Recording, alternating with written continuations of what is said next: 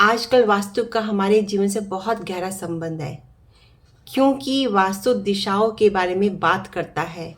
8 दिशाओं के बारे में आप जानते होंगे, नॉर्थ, ईस्ट, साउथ, वेस्ट। लेकिन 4 दिशाएं और है जिसे बोलते हैं नॉर्थ ईस्ट को ईशान कोण, साउथ ईस्ट को कहते हैं आग्नेय कोण, साउथ वेस्ट को कहते हैं नैऋत्य कोण और नॉर्थ वेस्ट को कहते हैं वायव्य कोण।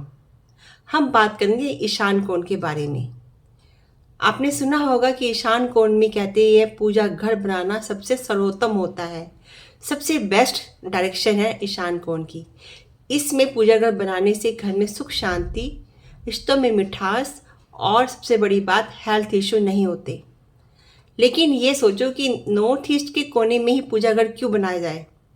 नॉर्थ ईस्ट को शिव का कोना कहते हैं और शिव भगवान देते हैं हमें क्लैरिटी ऑफ माइंड, सोचने समझने की शक्ति और राइट टाइम पर राइट डिसीजन कैसे लिया जाता है। और इसके प्लैनेट्स हैं बृहस्पति देव।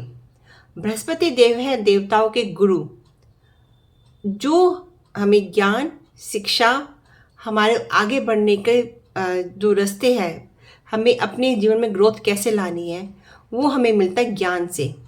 ज्ञान का कोना यानी ईशान कोण। यदि इस ईशान कोण में यदि आपने टॉयलेट बना दिया, बेडरूम, किचन, सीढ़ियाँ, स्टोर रूम बना दिया, तो आपको पता है कितनी परेशानी होती है। आपके घर में आर्थिक तंगी आनी शुरू हो जाती है और सबसे बड़ी प्रॉब्लम है हेल्थ इशू। हेल्थ इशू आने के बाद आपके घर में डेली दवाइयाँ चलती रहती है, घर में कलह होने लगता है, सुख शांति में थोड़ी भंग हो जाती है और सबसे बड़ी प्रॉब्लम होती है धन की कमी। ईशान कोण को कहते हैं बिल्कुल पवित्र स्थान है, इसको बिल्कुल पवित्र साफ सुथरा रखना चाहिए, कभी भी इस स्थान को गंदा नहीं रखना चाहिए।